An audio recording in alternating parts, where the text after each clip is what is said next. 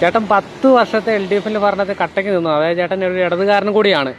അപ്പോൾ അതിൽ നിന്ന് ചേട്ടനെ മനസ്സിലാക്കിയിട്ടുണ്ടെങ്കിൽ എന്തുമാത്രം വേദനകളും ചേട്ടനെ മനസ്സിലാക്കി കാണും. അതിൽ ഇടതുപക്ഷം എന്ന് പറഞ്ഞാൽ സാധാരണക്കാരും തൊഴിലാളികളും പാവപ്പെട്ടവരും മറ്റ് ശരണമില്ലാത്തവരുമായിട്ടുള്ള ആളുകളാണ് ചെങ്കൊടിയുമായി ഈ പ്രസ്ഥാനത്തിനെ അനുധാവനം ചെയ്യുന്നത്. തീർച്ചയായിട്ടും അങ്ങനെയുള്ള ആളുകൾക്ക്, പ്രത്യേകിച്ചും ചെത്തുതൊഴിലാളിയായിട്ടുള്ള ഒരാളിന്റെ മകനായിട്ടുള്ള സാധാരണക്കാരനായി ജീവിച്ചു വന്ന് പ്രവർത്തിച്ചു വന്ന് വലിയൊരു നേതാവായിട്ടുള്ള മുൻ മുഖ്യമന്ത്രിയായിട്ടുള്ള പിണറായി വിജയനിൽ നിന്നും വളരെയേറെ പ്രതീക്ഷയോടെയാണ് ഞാനും എന്നെപ്പോലുള്ള ലക്ഷക്കണക്കിന് ആളുകൾ കഴിഞ്ഞ 10 വർഷത്തെ വീക്ഷിച്ചത്. തീർച്ചയായിട്ടും ആ 10 വർഷത്തെ വീക്ഷിച്ചത് അക്ഷരാർത്ഥത്തിൽ പറഞ്ഞാൽ വൃഥാവിലായി എന്നുള്ളതാണ് എനിക്ക് പറയാനുള്ളത്.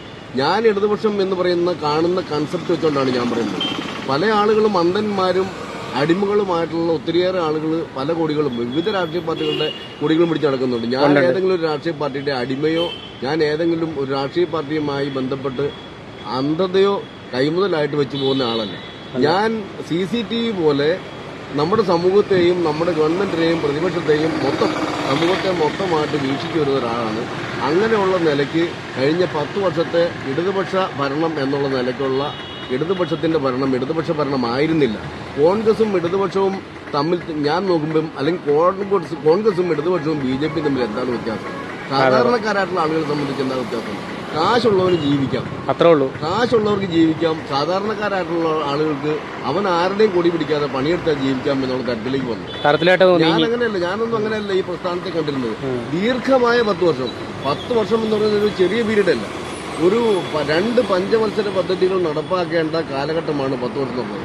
ആ 10 വർഷത്തെ ഭരണത്തിന് കീഴിൽ വളരെ ദീർഘദൃഷ്ടിയോടുകൂടി ഭരണത്തെ കൈകാര്യം ചെയ്തുകൊണ്ട് എല്ലാ മന്ത്രിമാരും നന്നായിട്ട് ഭരണം കൈകാര്യം ചെയ്ത് സാധാരണക്കാരിലേക്ക് ഇടപെടണം.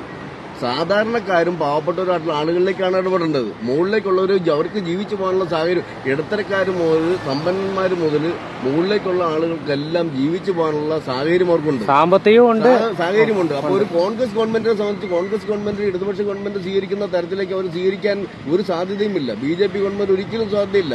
അവരൊക്കെ എന്ന് പറയുന്നത് പഞ്ചനക്ഷത്ര ഹോട്ടലിൽ വസിക്കുന്നവരാണ്.